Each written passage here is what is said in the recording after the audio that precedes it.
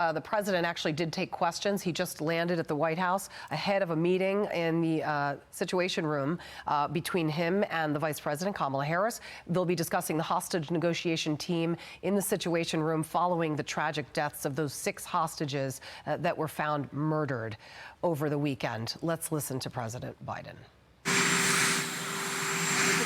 I'm heading to a national security meeting right now, and then going to Pittsburgh. And so checking on following up on what's happening in Israel, and then I'll be off to Pittsburgh. Are you planning to present a final hostage deal to both sides this week? We're very close to that. What makes you think that this deal will be successful in a way that the other deals were not? Hope springs eternal. Mr. President, do you think it's time for Prime Minister Netanyahu to do more on this issue? Do you think he's doing enough? No.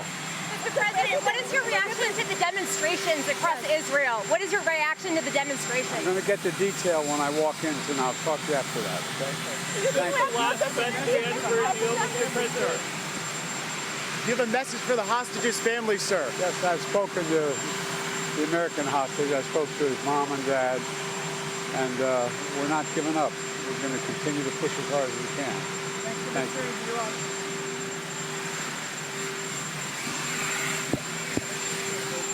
Hope springs eternal. Those were his words as far as his optimism about a potential deal. But you heard that reporter say, what is different now than has been different in the past? Yeah. It's hard to take those words seriously when this has been ongoing for so long. It's difficult to imagine a scenario where one could even make the idea possible that hope springs eternal when everything you've seen obviously speaks to the opposite. But I think he's trying to, at least it would appear, try to will this into existence. Right. We'll have to see if it all works out. But obviously, as he continues his conversation with the negotiation team, Julie mentioned it, this will also include the vice president. And this is somewhat common. They'll go in on the sitch. They'll talk for a while. We'll get some sort of a readout depending on what's happening. But I think what's really interesting is what perhaps he has to say afterwards, and maybe we'll learn a little bit more about it at that event coming up in Pittsburgh this afternoon. I think he's there around 4:45, 5 o'clock. Yes, this afternoon, sometime after 2:45, they're going to be taking off, and they're going to be doing some campaigning. It'll be his first time campaigning